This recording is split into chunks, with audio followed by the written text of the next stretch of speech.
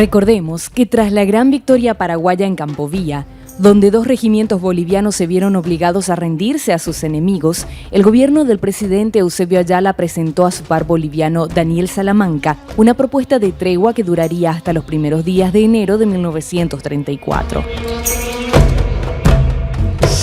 En esos momentos, la realidad de los países contendientes era muy distinta. Bolivia, que se limitó a entrar a la guerra con una convocatoria parcial de sus fuerzas, perdió casi decenas de miles de hombres en los primeros 18 meses de la contienda. Según la concepción del mando boliviano, ellos solo estaban en capacidad de mantener a 5.000 hombres en el Chaco, y esto les jugaría en contra a lo largo del conflicto. La situación económica boliviana era buena en comparación a la de su enemigo, y razón por la cual, durante los 3 años de la guerra, no cesó en sus compras de armas, municiones y utensilios necesarios en el frente de batalla. Pero la situación social no era la mejor. La población de las principales ciudades de Bolivia, que en principio apoyó con manifestaciones el proyecto del gobierno de Salamanca de llevar la guerra al corazón del Chaco. Lo insólito fue que muchos de los entusiastas que solicitaron armas para marchar a combatir a la primera línea no lo hicieron y, por el contrario, al conocerse las primeras derrotas del ejército boliviano, se rasgaron las vestiduras con posturas llenas de hipocresía. Por otra parte, desde antes del inicio de la guerra, ya se dieron las primeras muestras de descontento que existía en las poblaciones indígenas. Y cuando la necesidad empezó a obligar la incorporación de nativos del altiplano para el servicio del ejército, los reclamos no se hicieron esperar. Durante el conflicto del Chaco, el gobierno de Salamanca no solo tuvo que atender la guerra, sino también los conflictos sociales que conmovieron profundamente a la población tanto de la ciudad como del área rural, motivada por los continuos reclamos por la condición de vida del campesinado, la tenencia de la tierra y el reclutamiento obligatorio, entre otros. Por el lado paraguayo, la escasez de fondos para el gasto del ejército, además de la pobre infraestructura, no daban posibilidad a que los paraguayos inicien un avance que les concediera una victoria definitiva. En cambio, la situación social era favorable a los designios de la guerra, ya que la población respondía con ferviente patriotismo a las diversas convocatorias realizadas desde el Estado Mayor. La principal ventaja paraguaya fue la excelente organización en el reclutamiento y el envío de tropas hasta el frente de batalla. El recorrido, que a las fuerzas bolivianas les tomaba entre 2 y 3 meses, las tropas nacionales lo hacían en 10 días como máximo. Normalmente, el proceso para llegar al Chaco era el embarque de las tropas en los puertos de Asunción o Concepción, en los buques cañoneros Humaitá, Paraguay y Tacuarí, y su traslado hasta Puerto Casado. Una vez en el lugar recorrían un trayecto de más de 100 kilómetros en tren hasta el lugar conocido como Punta Rieles, y de ahí se trasladaban hasta Isla Poí, centro neurálgico del comando militar en el Chaco.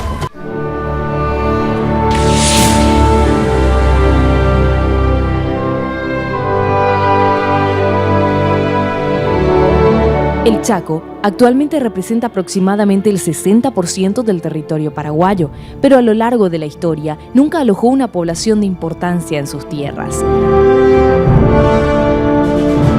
En los días de la guerra, la población presente en el Chaco estaba dividida en 3 grupos: los paraguayos, los nativos indígenas y los menonitas. La presencia de este último grupo, integrado en su totalidad por inmigrantes de origen europeo, era la más reciente, ya que llegaron al Paraguay el último día del año 1926 y lograron asentarse recién a mediados de 1928, apenas 4 años antes del inicio de las hostilidades. Las poblaciones menonitas vivieron de cerca las penurias de la guerra, ya que algunas de las batallas libradas entre 1932 y 1933 se desarrollaron en las inmediaciones de las colonias. Es interesante conocer el rol que jugaron los colonos durante el conflicto con Bolivia, porque si bien su religión es contraria a cualquier tipo de actividad bélica, el papel que desempeñaron fue de suma importancia para el ejército paraguayo. Los menonitas provienen de una secta anabaptista creada en 1536 en Holanda por Menno Simons. de quien tomará el nombre, a fin de distinguirse de otros grupos anabaptistas surgidos en la misma época en Europa. La aplicación de las doctrinas de Menno, como la educación en alemán y principalmente el rechazo al servicio militar y una actitud pacifista, valdrá a sus adeptos sufrir, a partir de fines del siglo XIX, en ciertos países donde eran numerosos, como Rusia, Alemania o Canadá, medidas vejatorias y hasta persecución, lo que les incitará, desde comienzos del siglo XX, a buscar principalmente en América del Sur el asilo en el cual podrían someterse con total tranquilidad a los principios morales que guiaban su vida. En 1919, la comunidad menonita del Canadá, obligada por las autoridades del país al servicio militar que acababa de ser instituido, comenzó a buscar un nuevo país en el cual asentarse. Tras arduas negociaciones, en 1921 Paraguay aceptó la llegada de los colonos menonitas y mediante la ley número 514, adoptada el 22 de julio del mismo año por el Congreso Nacional, fue permitido a los menonitas que se instalen en grupo o separadamente con todos los derechos y privilegios solicitados. Las tierras a las que fueron destinados los colonos era un territorio en litigio con Bolivia, por lo que la presencia de estos, como lo explicó en su momento el presidente Manuel Gondra, era de sumo interés para el Paraguay. El hecho de que Bolivia entraba más y más al Chaco y estaba en peligro de Paraguay perder el Chaco, dice claramente, va a ser un arma muy eficiente contra el avance de los bolivianos. Porque Paraguay va a ser el primero que puebla el Chaco. Y el que puebla una región tiene el primer derecho a eso internacionalmente. Así que internacionalmente se va a defender a Paraguay con la población de los menonitas en el Chaco.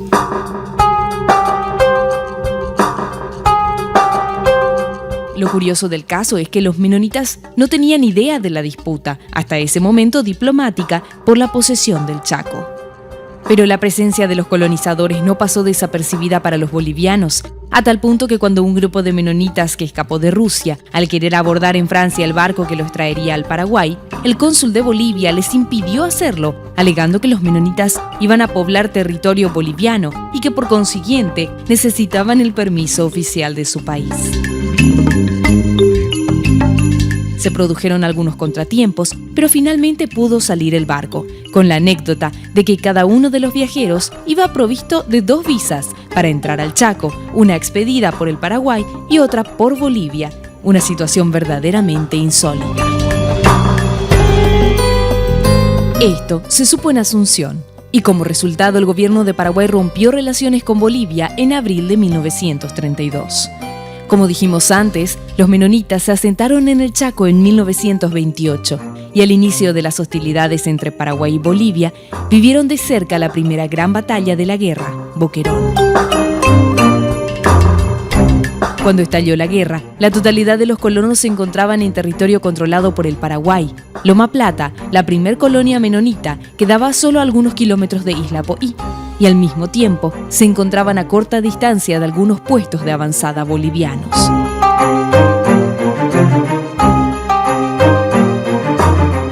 Y estaban los menonitas ahí como en un sándwich. De este lado estaban los paraguayos, del otro lado entraron los bolivianos y ahí entre medio estaban. Y el gobierno dio inmediatamente, al comenzar la guerra, orden que Estigarribia ocupara todo el territorio de las colonias menonitas para asegurar el apoyo logístico de esa gente. Y así se hizo, aunque de un lado los bolivianos ya habían entrado, pero no lo habían ocupado, aunque esta había sido su intención. Apartados del conflicto por sus principios de vida, se limitaron a conservar durante las hostilidades la neutralidad que pregonaban, pero no les impedirán simpatizar con la causa del Paraguay ni comercializar gran parte de sus productos con el ejército. Todo lo que producían los menonitas en el Chaco en ese tiempo, todo se vendía al ejército. A pesar de ser pacifistas, el aporte de los menonitas durante la guerra fue de vital importancia para la victoria paraguaya. Hay algunos internacionales en aquel tiempo que creen que sin la presencia de los menonitas en el Chaco, Paraguay no podría haber ganado la guerra. Si eso es cierto o no, va a haber diferentes opiniones, pero sí la presencia de los menonitas en el Chaco era sumamente importante para asegurar el Chaco para el Paraguay. Pero los beneficios no fueron solo para los militares. Los colonos también sacaron provecho a la presencia del ejército en el Chaco. Además del aspecto económico, la población menonita, que desde su llegada sufrió todo tipo de pestes y enfermedades tropicales que desconocían, fueron atendidos por médicos del ejército. También fue la guerra quien propició el primer encuentro entre los paraguayos y los menonitas, marcando el inicio de un excelente relacionamiento entre ambas culturas.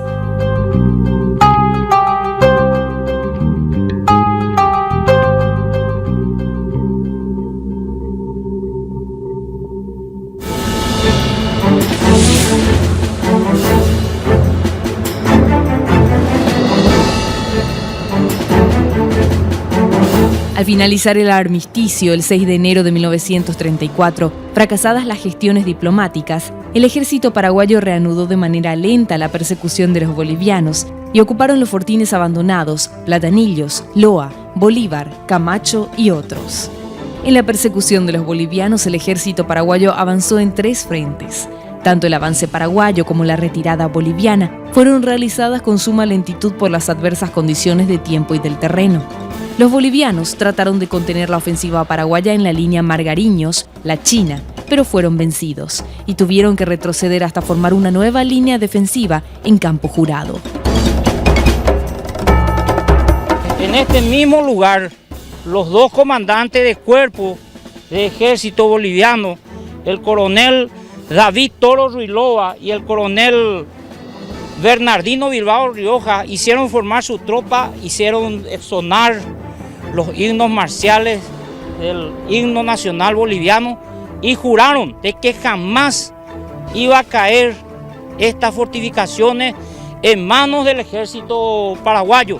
Por eso este lugar se llama Campo Jurado. Nunca iba a caer esto en manos del ejército paraguayo, pero el genio del general Estigarribia muy pronto sondeó las fortificaciones y enseguida se dio cuenta que así, haciendo ataques frontales, no iba a tomar Campo Jurado.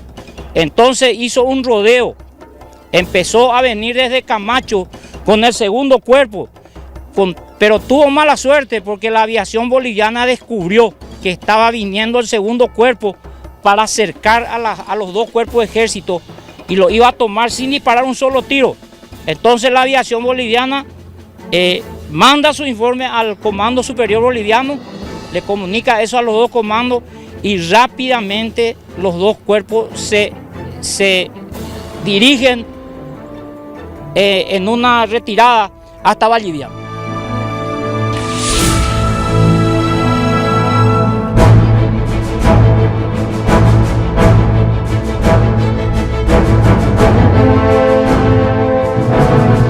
La acumulación de tropas bolivianas en Cañada Tarija y Garrapatal entrañaba serios peligros para el flanco derecho paraguayo. Para despejar la situación, Estigarribia dispuso un movimiento ofensivo. El 27 de marzo de 1934, después de interceptar el camino de retaguardia, las fuerzas paraguayas se apoderaron de Cañada Tarija, tomando prisioneros a los contingentes que defendían la posición. Cañada Tarija es una batalla que marcó con una rutilante victoria la ofensiva paraguaya hacia el norte. Las tropas bolivianas que en ese momento estaban resguardando el flanco derecho de las tropas bolivianas que estaban en Campo Jurado, cayeron en poder de nuestras tropas. Fueron copadas por el ejército paraguayo, en donde el comando boliviano, no aguantando lo que ocurría, se suicidó. El 28 de marzo también cayó Garrapatal, obligando a los bolivianos a retroceder nuevamente, formando una nueva línea a pocos kilómetros del fortín valliviano. En este punto, se detuvo el avance paraguayo debido a la falta de agua.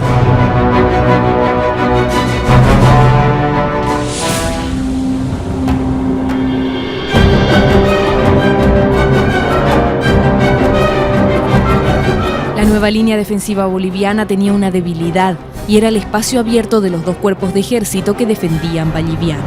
El comando paraguayo constató esta brecha y decidió realizar una maniobra penetrante por él hasta el río Pilcomayo para obligar a rendirse al primer cuerpo que defendía Valliviano.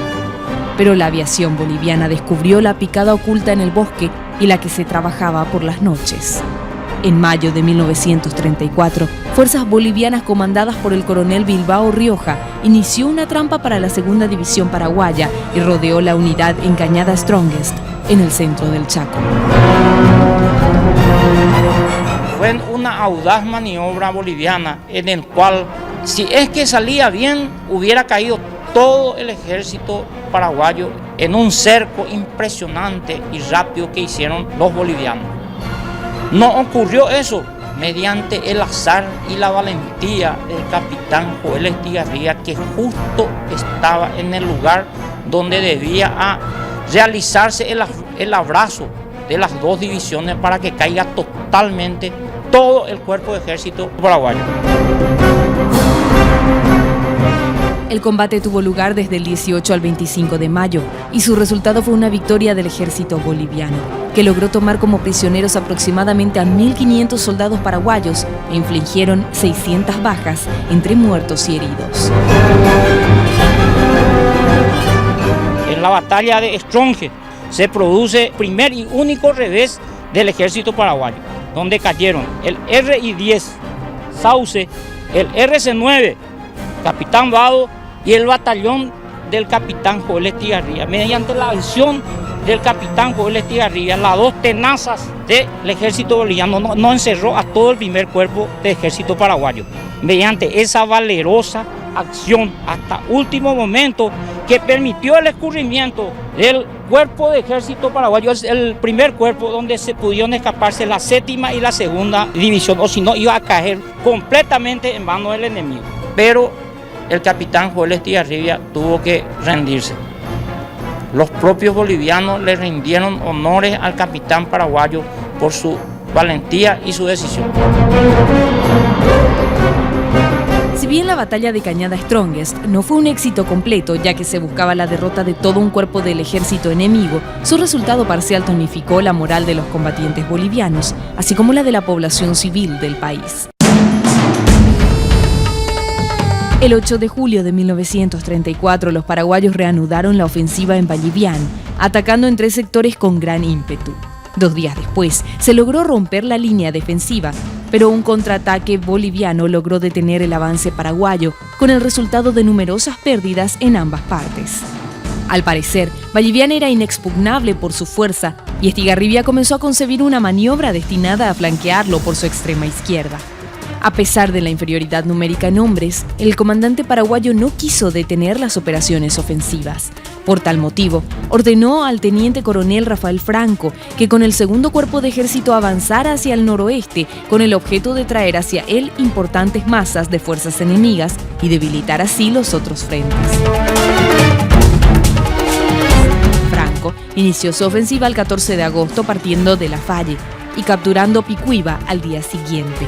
La temeraria y sorpresiva operación causó estupor en el comando boliviano, que fue cediendo el terreno. El 27 de agosto, y luego de recorrer 160 kilómetros, Franco y sus hombres llegaron a las famosas cordilleras de los Chiriguanos, límite natural del Chaco, y en ese punto detienen su avance debido a los problemas de logística.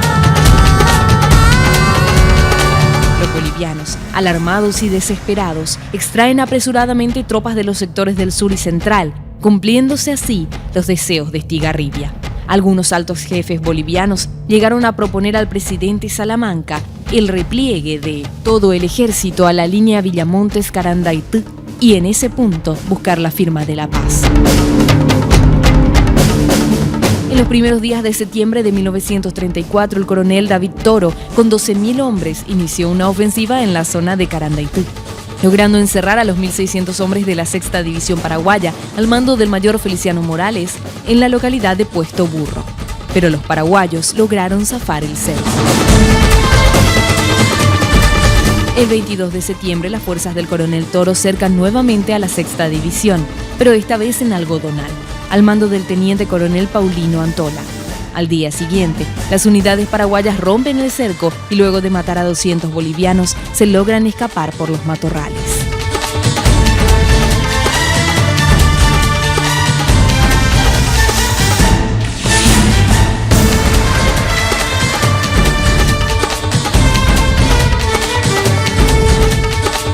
Días después, el 5 de octubre, fuerzas paraguayas al mando del teniente primero Wenceslao López capturaron Ingavi, hoy conocido como La Gerenza, y de esta manera anularon el peligro boliviano que apuntaba hacia el sur amenazando la retaguardia paraguaya. Mientras tanto, 2 divisiones paraguayas van cediendo lentamente terreno hacia Irendagüe, lugar que hoy es General E. A. Garay.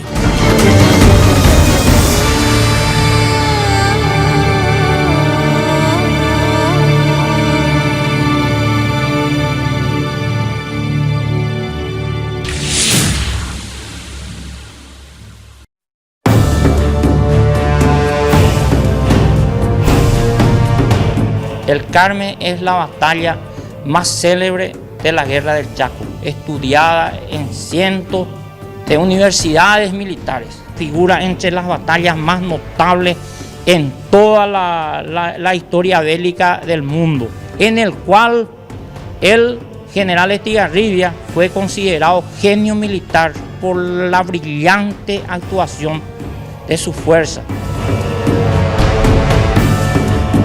La batalla del Carmen en la Guerra del Chaco fue una de las maniobras mejor ejecutadas por el ejército paraguayo, tanto desde el punto de vista estratégico como del táctico. En lo estratégico, porque se trató de la ruptura central del dispositivo boliviano en el Chaco, con la amenaza de copar todas sus fuerzas ubicadas al sur, si no se retiraban rápidamente. Desde el punto de vista táctico, porque consistió en un doble envolvimiento por los flancos y posterior cerco y aniquilamiento de 2 divisiones bolivianas, basado en un exhaustivo reconocimiento previo del terreno con escasa detección enemiga.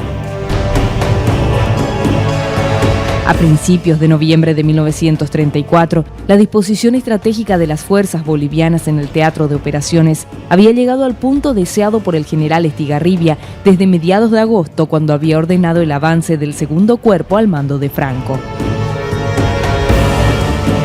El 6 de noviembre se inició la ofensiva boliviana contra el 2º cuerpo de ejército paraguayo.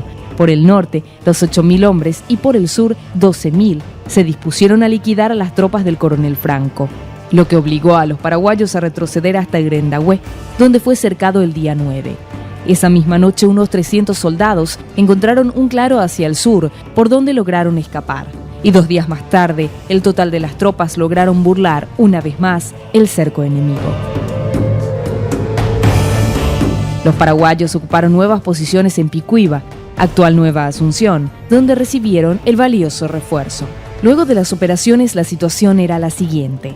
En el sur, importantes fuerzas bolivianas seguían estacionadas pasivamente en Vallivián y sus alrededores, mientras en el sector noreste el poderoso cuerpo de caballería boliviano al mando del coronel Toro seguía persiguiendo incansablemente al coronel Franco, lo que lo alejaba hacia el este y debilitaba cada vez más el sector central.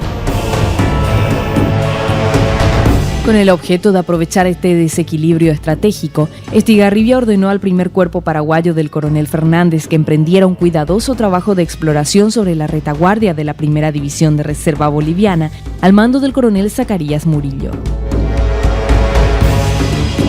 Luego de los informes favorables de las patrullas, Estigarribia ordenó el inicio del envolvimiento. Fue un duro golpe para el ejército boliviano. Se fijó con la primera y la segunda división de infantería a las 2 divisiones de reserva y la 10ª división boliviana, y se realizó el envolvimiento con 2 divisiones. Por el norte, con la 8ª división comandada por el famoso coronel Eugenio Alejandrino Garay, y por el sur con la segunda división. Esas divisiones anteriormente, antes de salir de la base, enviaron patrulleros para que conozcan bien el lugar donde se iban a operar. Y por eso, cuando uno estudia la batalla del Carmen, antes de comenzar la batalla, se estudian las famosas patrullas del teniente primero Jerónimo Vidal y de Cecilio Escobar Roa. Ellos fueron a conocer el terreno en donde se iba a operar. Y mediante sus informaciones, el general Estigarribia se dio cuenta que una de las divisiones bolivianas estaban totalmente aisladas. Quiere decir que si atacaba ahí, no iba a poder haber otras unidades que iban a poder auxiliarla. Pero el azar también fue paraguayo e hizo que una de las divisiones, tratando de auxiliar a la división que estaba totalmente cercada, vinieran a entrar en el cerco y allí cayeron 2 divisiones bolivianas. El 10 de noviembre, la primera división paraguaya lanzó un fuerte ataque de aferramiento sobre todo el frente de la primera división de reserva boliviana, mientras que la segunda división paraguaya comenzó su marcha de infiltración sobre el flanco sur, abriéndose paso por el monte a través de la senda bautizada Vidal, cortando al poco tiempo el primer camino denominado S, sin encontrar mayor resistencia. El 13 de noviembre se capturó el fortín El Carmen, ubicado en dicho camino, y casi a la medianoche del día 15 de noviembre hizo lo mismo con el camino B, ya en la retaguardia de las fuerzas del coronel Murillo. Ante la ausencia de tropas bolivianas importantes, Estigarribia pensó que el movimiento de pinzas por el sur había llegado demasiado tarde y que el enemigo se había desprendido silenciosamente y había escapado. Su única esperanza residía en que el brazo norte del envolvimiento, a cargo de las fuerzas del coronel Eugenio Garay, lograra capturar algunas unidades menores que supuestamente se estarían retirando hacia el noroeste. La primera señal favorable se produjo el día 16 cuando un sector de las líneas defensivas bolivianas sobre el camino S colapsó por falta de agua y aparecieron los primeros prisioneros.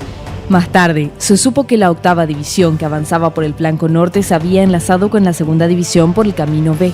Luego de algunos intentos desorganizados de escape realizados por los bolivianos en diferentes sectores, grande fue la sorpresa del comando paraguayo cuando empezaron a entregarse miles de soldados.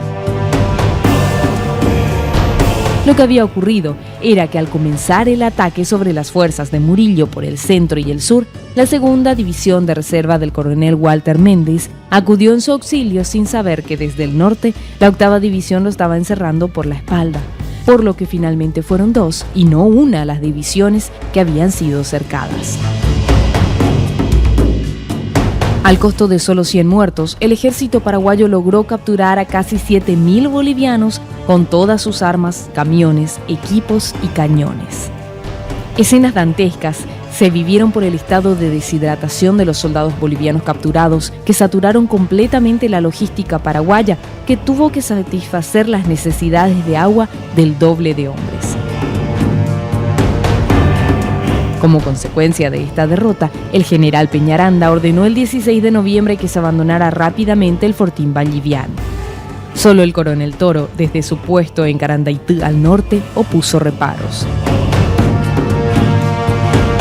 A raíz de la batalla de El Carmen, cae por su propio peso al día siguiente la famosa fortaleza de Vallivian, y con eso se desmorona totalmente el frente del Pilcomayo.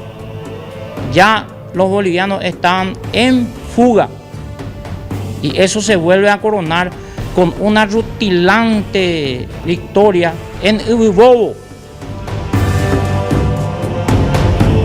El tercer cuerpo de ejército paraguayo ocupó Vallivian el 17 de noviembre de 1934 y emprendió la persecución de las fuerzas en retirada que, totalmente desmoralizadas, no pudieron sostenerse en Huachala ni en Estrella, posiciones que cayeron los días 21 y 25 de noviembre.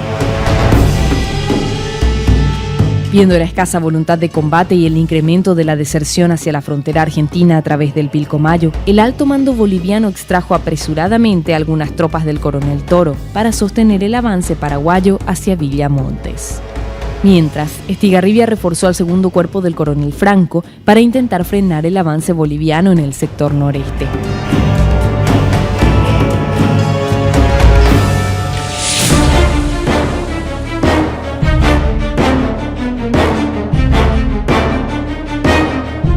Con la derrota en el Carmen, la posición de las fuerzas bolivianas al norte quedó bastante comprometida, pero a pesar de las condiciones negativas, el coronel David Toro tenía la intención de cortar por la retaguardia la línea de aprovisionamiento del ejército paraguayo en campaña, con el fin de encerrarlos y aniquilarlos. Estigarribia no contaba con fuerzas suficientes para distraerlas de otros sectores y concibió una audaz maniobra que consistía en apoderarse de Irendagüe en plena retaguardia boliviana, asiento del único depósito de agua en toda la región hasta el Parapití. El coronel Eugenio Garay, con escaso efectivo, cumplió la hazaña. Después de una marcha estupenda a través de senderos abiertos durante el avance en el bosque, y el 7 de diciembre de 1934 iniciaron los combates en Irendagüe, que finalizaron al día siguiente cuando los paraguayos lograron apoderarse de los pozos de agua. El ejército boliviano, creyéndose atacado a sus espaldas por fuerzas superiores, y aunque estaba en condiciones de aniquilar a los escasos y cansados conquistadores de Irendagüe, no atinó a reaccionar y cayó en pánico. Los jefes y oficiales abandonaron a sus tropas y se dieron a la fuga hacia el Parapití. Los regimientos bolivianos se dispersaron a través de las dunas desérticas, donde se registraron las escenas más dantescas de la guerra. El cansancio, el hambre, la sed y la profunda desmoralización hacen estragos en estas tropas. Los hombres se desparramaban por los yuyales y masticaban cactus y raíces, tratando de calmar la sed cada vez más intensa.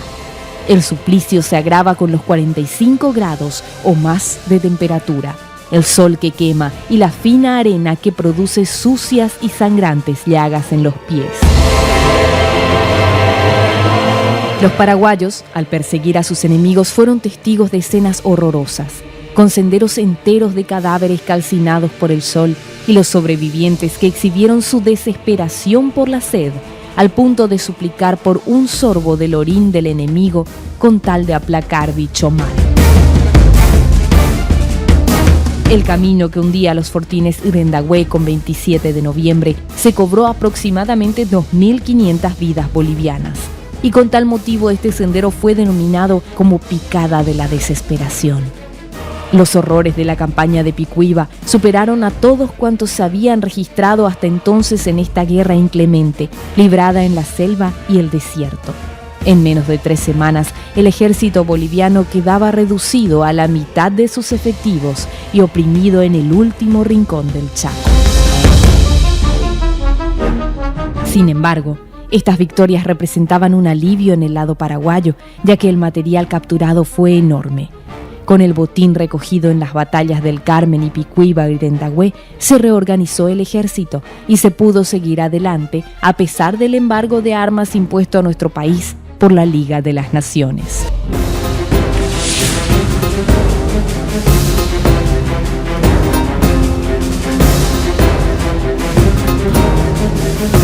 El desastre del Carmen ocasionó una nueva crisis política en Bolivia.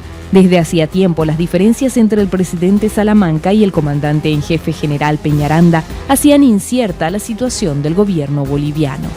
Salamanca era acusado de no atender suficientemente las necesidades del ejército y de intervenir desacertadamente en la dirección de las operaciones.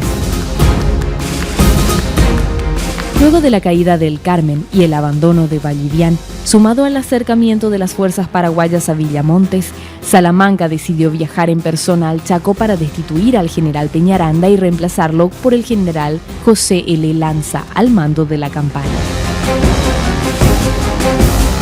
Sin embargo, las fuerzas bolivianas eran leales a Peñaranda, el cual tuvo también apoyo de los comandantes y oficiales de mando y por tal razón se opusieron a la orden presidencial.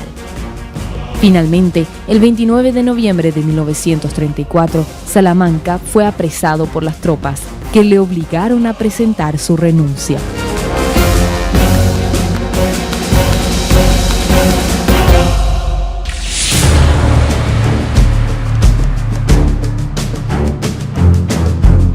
Mientras se desarrollaba la batalla Picuiba-Grendahue, los bolivianos organizaron apresuradamente una nueva línea de defensa entre Ububobó y Capirendá, aprovechando las colinas de las cordilleras para oponerse al avance paraguayo.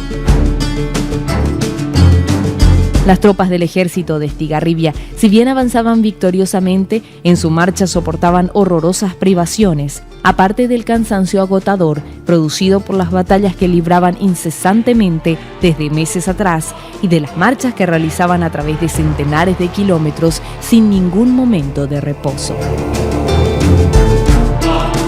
En la madrugada del 28 de diciembre, aprovechando la lluvia que comenzó el día anterior, los paraguayos asaltaron sorpresivamente sin hacer un solo disparo, escalando trabajosa y silenciosamente las pendientes de la colina de Ububobó. Abrió una brecha en las trincheras enemigas y cortó el camino Ububobó-Palo Mercado. Con esta operación quedaron encerrados 2 regimientos bolivianos y un grupo de artillería.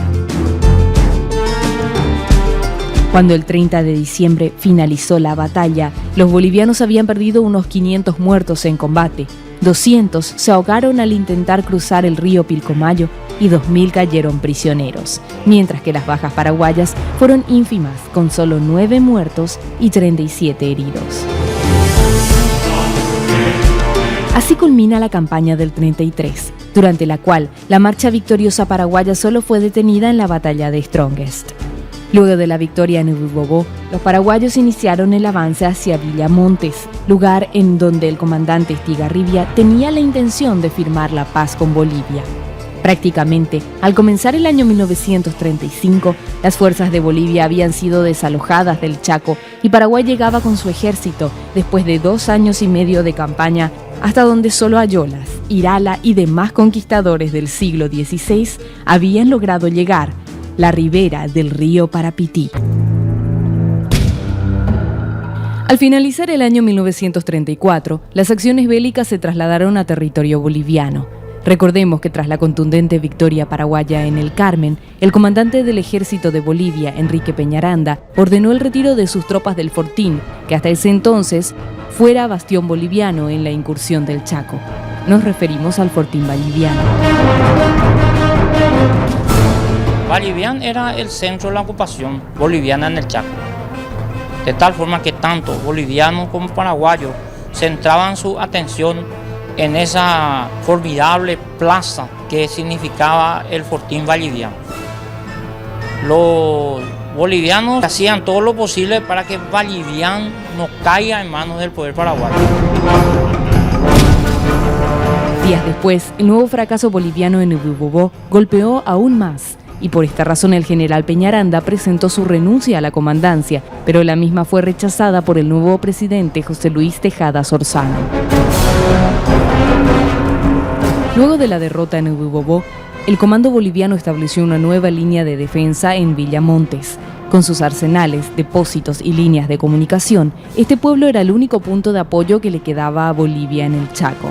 Su pérdida hubiera abierto el camino a Tarija y, teniendo en cuenta las precarias líneas de comunicaciones bolivianas, hubiera dejado toda esa zona en manos de los paraguayos. Durante la primera quincena de enero de 1935, el ejército paraguayo continuó con su avance. El primer cuerpo de ejército llegó a las cordilleras de Aguaragüe, llegando a zonas ocupadas por los indios chiriguanos, mientras el segundo cuerpo llegó a las orillas del río Parapití. Durante la progresión, los paraguayos capturaron más de 1.000 prisioneros bolivianos. Según cuentan los relatos de la época, el pueblo paraguayo, eufórico por las sucesivas victorias, ahora ambicionaba sobrepasar los límites e invadir los territorios bolivianos de Tarija y Santa Cruz. Los bolivianos, por su lado, estaban desesperados ante la inminente operación, por lo cual algunos pobladores de Santa Cruz abandonaron la ciudad, mientras otros se disponían a recibir con honores al ejército paraguayo. Pero una vez más el avance del ejército comandado por Estigarribia fue detenido por la falta de camiones para cubrir las grandes distancias entre el frente y los centros de aprovisionamiento. Aún en estas condiciones, Capirendá fue ocupada por los paraguayos el 12 de enero. A la llegada al río Parapití, que fuera el límite histórico entre Bolivia y Paraguay, los paraguayos se encontraron con los indios guarayos, quienes los recibieron como hermanos. Los guarachos eran tribus indígenas que hablaban el guaraní, pero con un diferente dialecto, que eran de anteriores tribus guaraníes que trataron de imponer su preeminencia e influencia en la parte boliviana, que luego fueron expulsados y quedaron en esa parte del llano. De ahí sabemos que cuando las tropas paraguayas llegaron al Parapití, los indios empezaron a colaborar con ellos, porque según ellos los indios mismos le decían de que sus abuelos le dijeron de que va a llegar el momento de que hermanos procedentes del sur van a venir a liberarnos. Y cuenta la historia que había un cacique de 70 años llamado Isidro Pucú, que cuando llegó las tropas del general Garay, los recibió como sus hermanos de sangre y le prestó invariables servicios y le mostró los lugares por donde podían entrar en territorio boliviano. En cuanto a las gestiones diplomáticas, los trámites tomaron un rumbo inesperado. El día 16 de enero, el Comité Consultivo de la Liga de las Naciones decidió levantar el embargo de la venta de armas para Bolivia. El organismo internacional pretendía así dejar al Paraguay a merced de su adversario. Como diría el mismo Estigarribia, esta monstruosidad de la Liga contra Paraguay nos demostró una vez más cuán solos estábamos en la lucha. Sin embargo, el rumbo de las negociaciones comenzó a tomar nuevos aires luego del derrocamiento del presidente Daniel Salamanca. Con la caída de Salamanca cae el escollo más importante para la firma de la Guerra del Chaco, ya que él era el más intransigente de todos los presidentes de la República de Bolivia, que a toda costa no quería firmar la paz. Si eran otros gobernantes bolivianos iba a haber diálogo. Sin embargo, para Salamanca, el Paraguay, según él mismo lo dijera, era la republiqueta más miserable de Sudamérica. Siempre nos menospreció y siempre rechazaba cualquier intento de paz. Si era por él, el Paraguay tenía que ser inclusive dividido, quedarse la parte oriental y todo el Chaco para Bolivia. Cuando él cayó, llegó la noticia al Comanchaco y dijo, ahora sí podemos tener esperanza de que la guerra del Chaco puede terminar.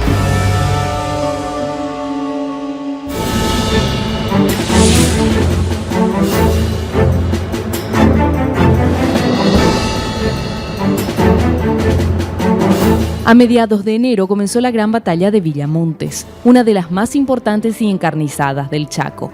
Esta batalla en realidad estuvo constituida por numerosas acciones con el fin de capturar el lugar de importante valor estratégico. El 18 de enero, los paraguayos capturaron Palo Mercado y el 23 fue tomado Carandaitú.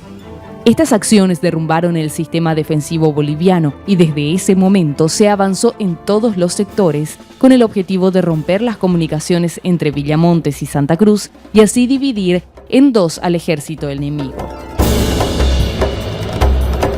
A finales de enero el objetivo fue alcanzado luego de apoderarse de las localidades de Boyuibé, Machareti, Tihuipa y Taraira. Con estas victorias se había conseguido encerrar a los bolivianos en las estribaciones andinas. El principal anhelo del general Estigarribia era terminar la guerra con la conquista de Villamontes, ya que si se daba una victoria paraguaya en dicho lugar, Bolivia no habría podido continuar la lucha, pues era el corazón de la actividad bélica boliviana. Para el ejército boliviano la defensa de Villamontes era vital, ya que si ocurría un nuevo repliegue, los paraguayos se apoderarían de todo el territorio que comprendía el Chaco.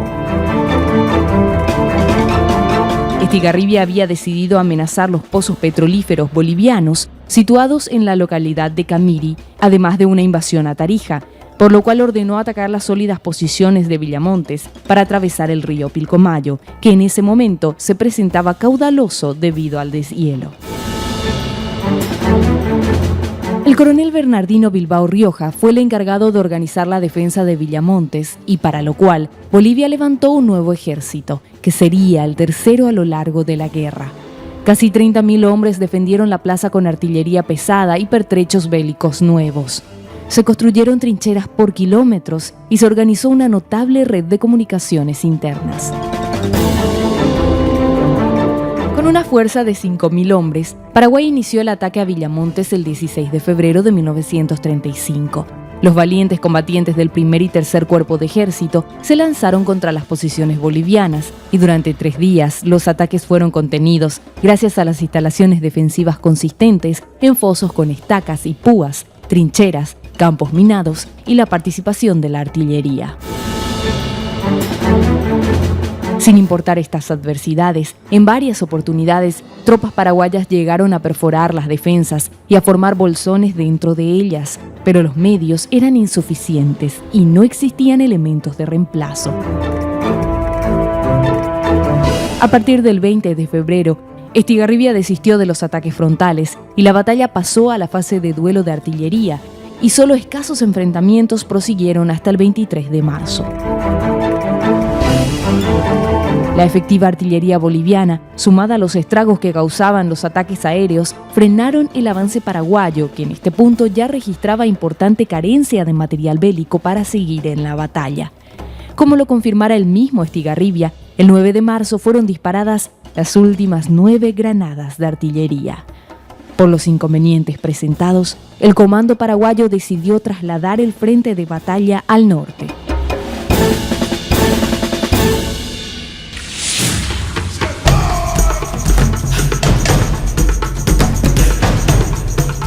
Paralelamente a los enfrentamientos en Villamontes, otro frente paraguayo desplazaba su campo de acción hacia el sector Boyuibe-Parapití. En esos días se libraron los combates de Nacorainza, Boyuibe y Camatindí, donde los bolivianos defendieron con éxito sus posiciones. El 23 de marzo se produjo el último asalto paraguayo a Villamontes, que nuevamente fue rechazado, y las fuerzas de Estigarribia desviaron su acción hacia el norte. El 5 de abril, las tropas del segundo cuerpo atravesaron el río Parapití e iniciaron las acciones por el dominio en el sector central, cercano a los pozos petrolíferos bolivianos, con sólidas defensas naturales, como la constituían las cordilleras de Charagua y Aguaraú, con más de 700 metros de altura y sin paso para vehículos automotores. Al sobrepasar los paraguayos el Parapití, obligaron a los bolivianos a seguir replegándose, retirando su contingente del frente de Villamontes. El 15 de abril, tras varios días de bombardeos, los paraguayos ingresaron a la ciudad de Charagua. Pero la ofensiva paraguaya estaba muy limitada por las características del terreno, que eran totalmente diferentes al Chaco, lo cual jugaba en contra de las habilidades de los combatientes. Y en Villamontes nosotros estábamos muy lejos ya de nuestra base de aprovisionamiento, estábamos ya en territorio boliviano. Los bolivianos cada día estaban más fuertes, tampoco estaban en condiciones de entregar sus centros petroleros. Entonces ahí ya cambió la situación. El ejército paraguayo hasta ahí lo que pudo llegar. Más de eso ya no podía. Primero porque ya estaba muy lejos. Otro, ya la guerra se estaba haciendo muy larga. También el país ya no estaba en condiciones económicamente de solventar la campaña bélica y ya teníamos muy pocos habitantes, ya no teníamos reserva. Los bolivianos también tenían problemas económicos y también de que si seguía la guerra, probablemente 2 de sus más grandes provincias iban a separarse, como hasta ahora tienen problemas ellos regionales. Santa Cruz de la Sierra era cuestión de tiempo y Tarija también, que ya probablemente si seguía la guerra iban a independizarse de Bolivia.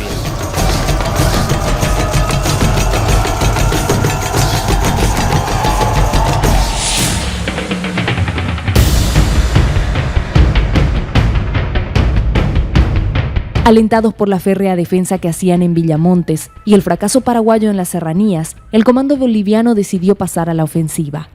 Para fines de marzo de 1935, el ejército de Bolivia contaba con 45.000 hombres para hacer frente a la incursión paraguaya, que en ese momento disponía de 30.000, pero distribuidos a lo largo y ancho del Chaco.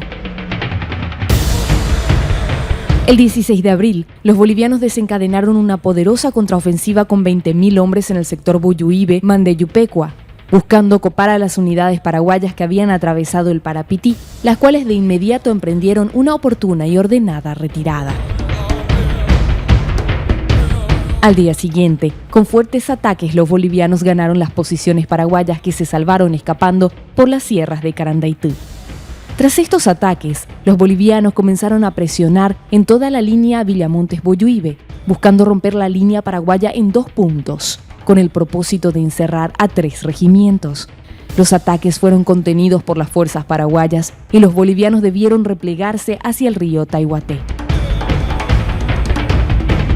Luego de fuertes ataques, las fuerzas comandadas por el general Peñaranda reocuparon el pueblo de Tarairí, obligando a los paraguayos a replegarse constantemente hasta ubicarse a la orilla del río Parapití. El 16 de mayo, las fuerzas paraguayas, después de una intensa lucha, volvieron a tomar a Mandeyupecua. Luego batieron a los bolivianos en el Cuervo y reanudaron la ofensiva en dirección al Parapití, obligando a las fuerzas bolivianas a replegarse hasta Huirapitindí, que fue de nuevo tomado el 28 de mayo. Con estas acciones, la ofensiva boliviana quedó desbaratada y las operaciones quedaron establecidas en un frente amplio, de tal forma que ambos ejércitos, atrincherados, esperaron los resultados de las negociaciones diplomáticas que habían llegado a su fase final y decisiva.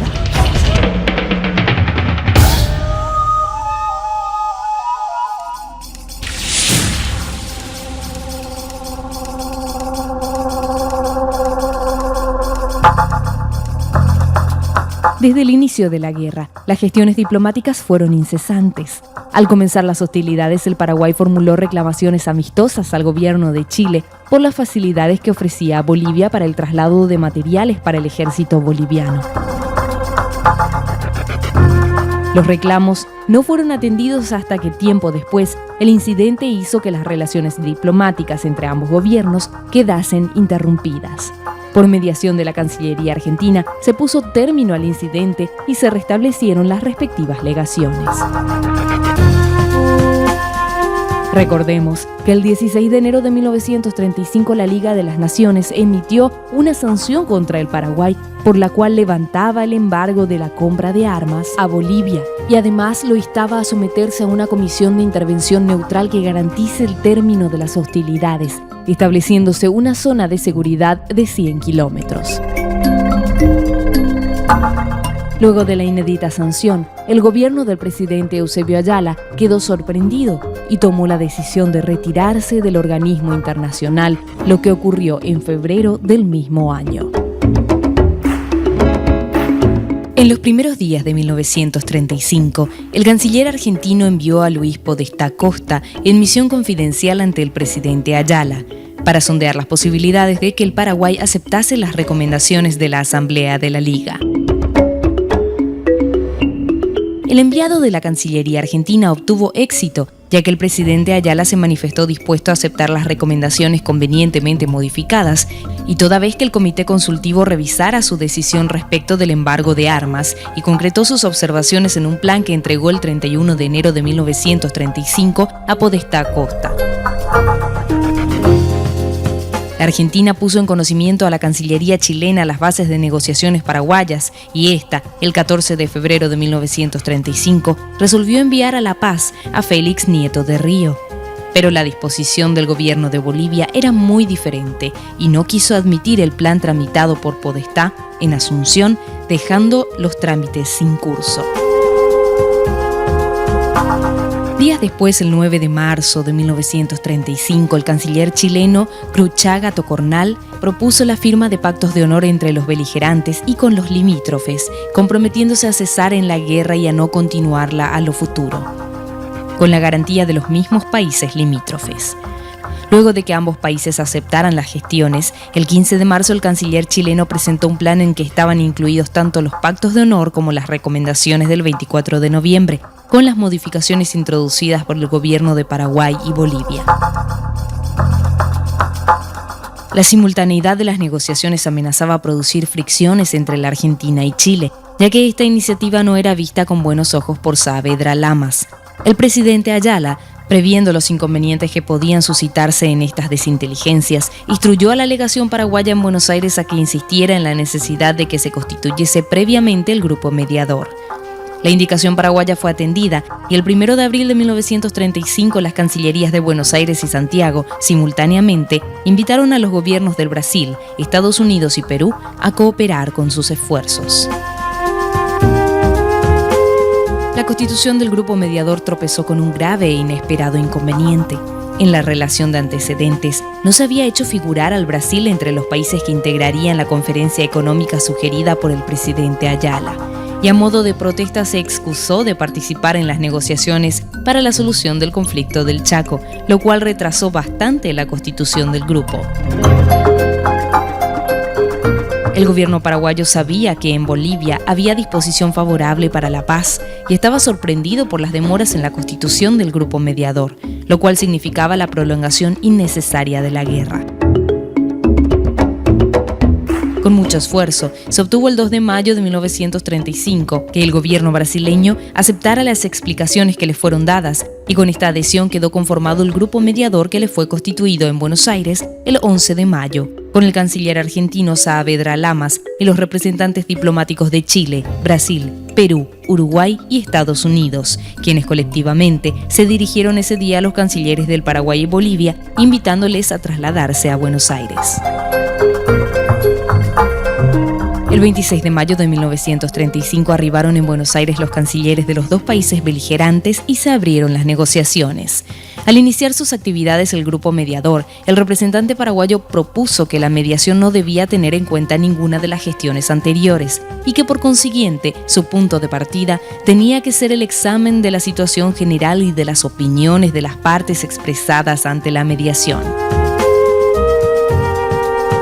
Aunque esta primera proposición no tuvo éxito, fue la base de otras y de contraproposiciones de las partes, en que pudo verse que eran muchos los puntos de contacto de las posiciones de ambos contendientes en las cuestiones fundamentales. Las únicas dificultades eran, por parte de Paraguay, el temor de que las garantías no fueran suficientes y que Bolivia solo buscara una tregua para rehacerse de sus pérdidas, y por parte de Bolivia, el temor de que el Paraguay, conservando sus posiciones, dilatase la solución final y no se aviniera a someterse al arbitraje. Estas dificultades no parecían insuperables y los mediadores trabajaron con infatigable afán para allanarlas y hacer posible el acuerdo total. Un detalle muy importante para el cese de hostilidades fue la postura asumida por el presidente Eusebio Ayala.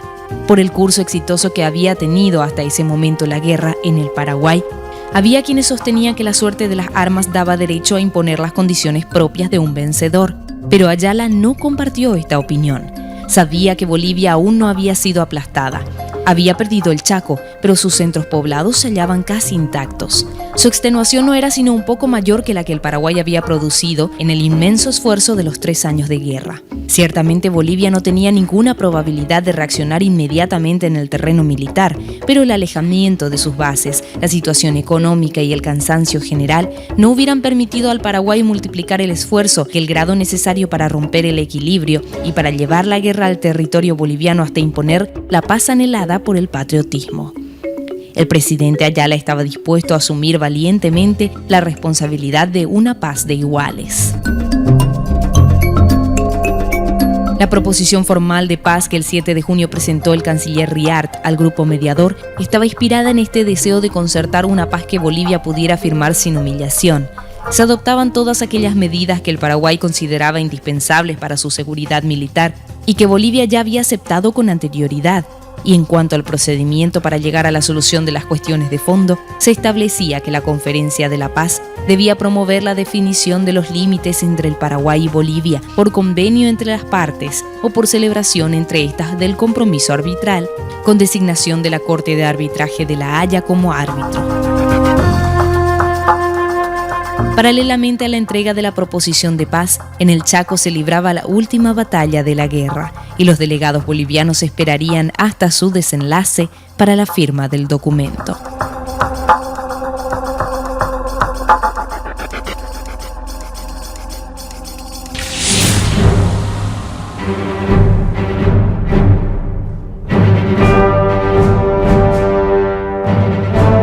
Desde fines de mayo de 1935, fuerzas bolivianas partieron desde Ravelo e iniciaron una ofensiva con el fin de apoderarse del fortín Ingavi.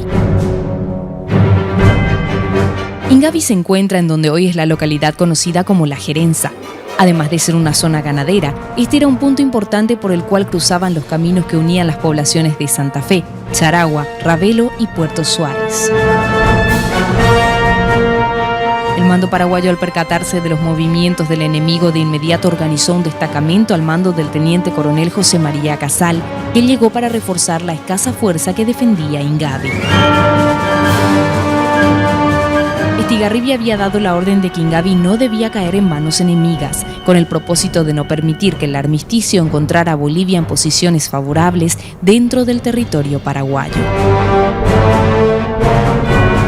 La batalla de Ingavi comenzó el 1 de junio de 1935 con una ofensiva de la 6ª División Boliviana comandada por el coronel Julio Bretel. Los bolivianos avanzaron rumbo a Ingavi atacando un puesto de avanzada, por lo cual los paraguayos debieron replegarse.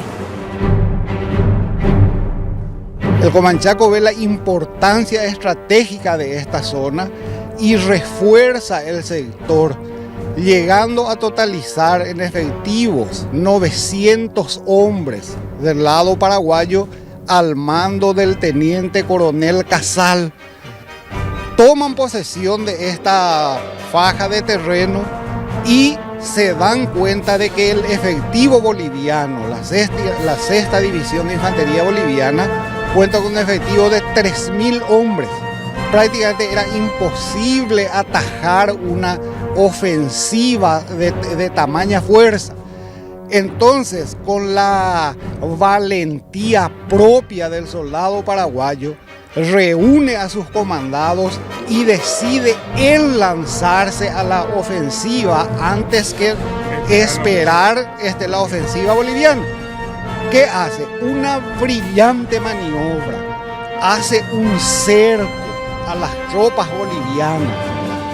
Estas tropas bolivianas, que como había dicho eran 3.000 efectivos, al verse cercados, como mínimo ellos pensaban de que estaban siendo cercados por una fuerza singular. Con tanta suerte para nuestras tropas que una de las alas de ese cerco corta la principal vía de abastecimiento de esa división.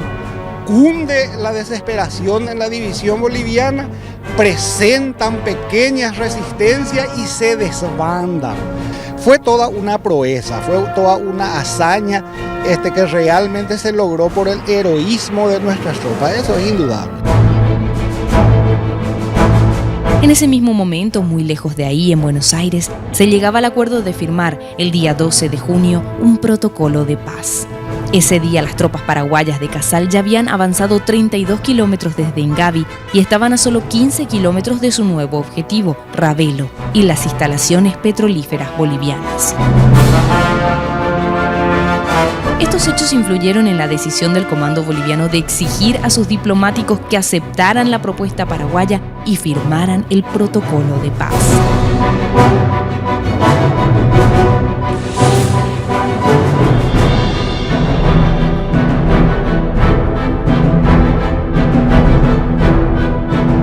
Recordemos que el 7 de junio fue presentado por el canciller paraguayo Luis Riart la proposición de paz. La propuesta era del agrado de los delegados bolivianos, ya que no representaba ninguna humillación a la soberanía de su país, pero estos decidieron esperar el informe sobre los sucesos de la batalla llevada a cabo en Ingavi antes de aceptar el documento. Tan grande fue el valor de esa victoria que le valió a nuestros diplomáticos, que ya se estaban reuniendo en Buenos Aires, trazando los proyectos para el futuro protocolo de paz. ¿Qué pasó? Lastimosamente los bolivianos, viéndose sobrepasados, tuvieron que aceptar, varias de las propuestas de nuestros diplomáticos. O sea que le dio la posibilidad a la diplomacia paraguaya de hacer, los convenios ya con una visión positiva, digamos, ¿verdad? Viéndose el ejército boliviano sobrepasado ya en su capacidad. Es por eso que la batalla de Ingavi es por su concepción estratégica, fue y es un ejemplo y orgullo para todo soldado paraguayo. Luego de conocerse la noticia de la victoria de las fuerzas del comandante Estigarribia en Ingavi, en la madrugada del 9 de junio de 1935, los cancilleres Luis Riart de Paraguay y Tomás Elío de Bolivia allanaron el último obstáculo para llegar a la paz. El texto completo del protocolo fue sometido a los gobiernos para su aprobación definitiva. Surgieron algunas dificultades imprevistas, pero el 12 de junio de 1935, con gran solemnidad y en medio de júbilo en América, se firmó el protocolo por el cual se convenía el cese definitivo de las hostilidades sobre la base de las posiciones actuales de los beligerantes. Se adoptaban medidas de seguridad encaminadas a evitar la reanudación de la guerra y se ratificaba el reconocimiento por los beligerantes de la declaración del 3 de agosto de 1932 sobre adquisiciones territoriales. El cese del fuego llegó el 14 de junio de 1935. Ese día, el comandante en jefe del ejército paraguayo lanzó el último comunicado de la contienda chaqueña, anunciando que a las 12 horas había cesado el fuego en el frente de operaciones. Pero 30 minutos antes de la hora señalada, los bolivianos realizaron un fuerte tiroteo de hostigamiento en todo el frente contra las posiciones paraguayas, quienes respondieron de igual manera. Este intercambio de fuego fue el más intenso en toda la guerra, pero al mediodía cesó bruscamente y los combatientes se entregaron en calurosas muestras de alegría. La historia recuerda que paraguayos y bolivianos se abrazaron en medio de una emotiva y feliz alegría, con explosiones de júbilo y algarabía. Los 3 años de lucha quedaban atrás. En ese momento de las 12 cesó el fuego. ¿Y saben lo que pasa? Resulta que cuando cesó el fuego hubo un silencio total en la guerra. Entonces, uno de los paraguayitos sale de la trinchera, saca su cabeza para arriba, como ya no había tiroteo, se animó a sacar la cabeza afuera. Y vemos también que el enemigo, los bolivianos, también saca la cabecita, así en las trincheras, ¿sabes? Y luego se animaron más y fue sacando el cuerpo, y así ellos también iban apareciendo los hombres hasta tal punto de que subimos encima de la trinchera, nosotros y ellos también, y empezamos a caminar hacia la tierra de nadie, es decir, hacia los bolivianos y ellos hacia nosotros. Y distaba unos 500 metros más o menos de posición enemiga a posición paraguaya, y fuimos juntándonos, y cuando en el campo de nadie nos encontramos frente a frente con el enemigo, que luchamos 3 años y que nos matamos, donde hubo por parte boliviana 150.000 bajas y 30.000 paraguayos de baja. Ahí en ese momento, después de esa lucha tremenda de los 3 años, se nos ocurrió y nos abrazamos con los enemigos. La comprensión y camaradería surgidas tan espontáneamente donde quiera que se encontraban los combatientes bolivianos y paraguayos demostró que había sido una guerra sin odio entre pueblos que no se conocían. El Protocolo de Paz de 1935 fue aprobado por el Paraguay el 20 de junio de 1935 y por Bolivia al día siguiente. Luego del cese del fuego y para sellar la confraternidad entre ambos ejércitos, se realizaron algunos encuentros entre los comandantes Estigarribia y Peñaranda. El primero tuvo lugar el 18 de julio en la localidad de Puesto Merino, situado en el camino a Villamontes. En esa ocasión, tanto Estigarribia como Peñaranda rindieron honores al ejército contrario y sellaron la amistad de 2 pueblos que se desconocían y pusieron las bases para el establecimiento de muy cordiales relaciones. El día anterior al evento, el 17 de julio de 1935, falleció repentinamente en Cochabamba el expresidente de Bolivia, Dr. Daniel Salamanca, quien fuera el más férreo opositor a la paz con Paraguay. En los 3 años siguientes ocurrieron importantes acontecimientos durante las gestiones, hasta que finalmente, el 21 de julio de 1938, en la capital argentina, tuvo lugar la solemne ceremonia de la firma de Tratado de Paz, Amistad y Límites entre el Paraguay y Bolivia. El tratado fue ratificado por el Paraguay el 19 de agosto del mismo año y Bolivia lo hizo al día siguiente.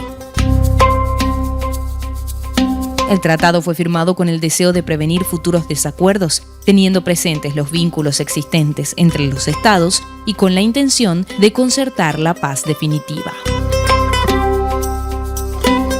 La colocación de los hitos finalizó en 1944, quedando en el tintero la comprobación definitiva de algunas coordenadas y puntos definitivos, los que culminaron hace poco y fueron ratificados en Buenos Aires en abril de 2009, en un acto protagonizado por la presidenta argentina Cristina Fernández de Kirchner y los presidentes Fernando Lugo de Paraguay y Evo Morales de Bolivia. El sacrificio y la sangre derramada por miles de valientes a lo largo de 3 trágicos años no fue en vano. Hoy, el Chaco constituye la reserva natural que garantiza el futuro del Paraguay, por la Liga de las Naciones.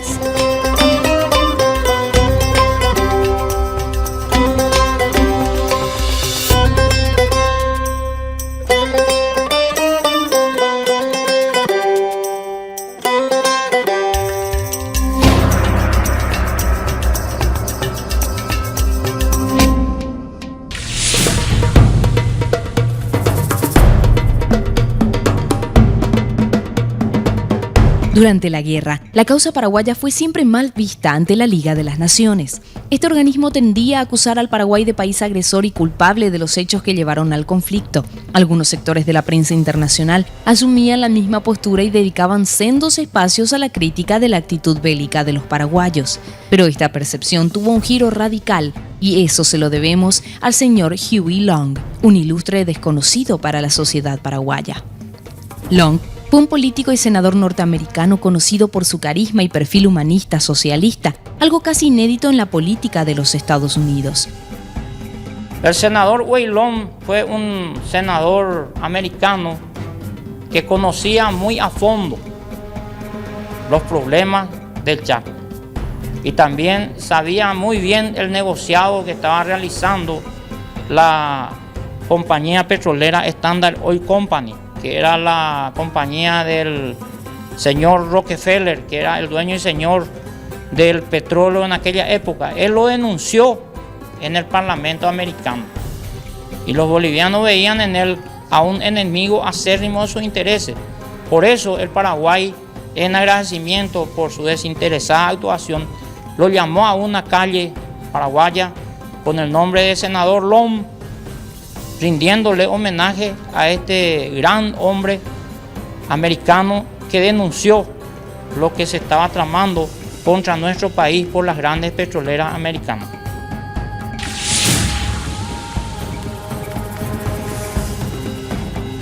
Las consecuencias de esta guerra se tradujeron en lamentables pérdidas humanas y en creciente inestabilidad política para ambos países. En Bolivia se suceden los gobiernos militares nacionalistas del coronel Toro y el general Bush, previos a la irrupción del coronel Gualberto Villarroel y la guerra civil que lleva al poder al movimiento nacionalista revolucionario en 1952, que a su vez concluye en 1964 con el golpe de Estado que entroniza en el poder a un nuevo dictador, el general René Barrientos Ortuño. En Paraguay también se suceden gobiernos como el del coronel Franco, el general Estigarribia y el general Higinio Morínigo, cuya dictadura desemboca en una guerra civil con miles de muertos y expatriados en 1947. La cifra exacta de muertos que dejó la guerra aún es discutida. La cantidad aproximada aceptada es de 100.000 bajas, de las cuales alrededor de 35.000 fueron vidas paraguayas. Los bolivianos movilizaron para la guerra cerca de 250.000 hombres, mientras que el Paraguay juntó 100.000. Durante el conflicto, el ejército paraguayo logró capturar a más de 24.000 bolivianos y durante la presidencia de Rafael Franco fueron devueltos más de 17.000 prisioneros, mientras el ejército de Bolivia capturó a más de 3.000 paraguayos. Durante las acciones bélicas, el ejército de Estigarribia logró recuperar del poder de los bolivianos la superficie de 153.000 kilómetros cuadrados, aunque posteriormente nos vimos obligados a devolver unos 17.000 kilómetros por el Tratado de Paz. A pesar del espectacular resultado de las armas paraguayas, algunos consideran que la diplomacia nos jugó una mala pasada. Muchos historiadores consideran que el Tratado de Paz no fue favorable al Paraguay, pues aunque con gran sacrificio el ejército recuperó el Chaco hasta los límites históricos y geográficos del río Parapití y las cordilleras del Aguaragüe, por dicho tratado nos vimos obligados a ceder la zona más rica del oeste chaqueño, donde existen yacimientos de petróleo y minas de otros minerales preciosos, y una tierra en donde habitan hermanos de sangre, los chiriguanos. La Guerra del Chaco fue uno de los eventos más significativos de nuestra historia. Los paraguayos triunfamos sobre un enemigo superior en casi todo, menos en la viveza en momentos cruciales. Este evento demostró lo que somos capaces de hacer y fue una clara evidencia de la determinación férrea de nuestra gente. De esta guerra aprendimos qué somos capaces de hacer por nuestro país, así como los horrores que puede causar una contienda bélica. Nunca debemos dejar de estar agradecidos a los combatientes que sacrificaron su vida por la defensa de la soberanía de la patria. Y es en virtud de este sentimiento de agradecimiento que nos llena de pesar comprobar el estado en que se encuentran los sitios históricos de la guerra, lo que lastimosamente demuestra que somos un pueblo que no sabe honrar su historia ni a los valientes que la escribieron.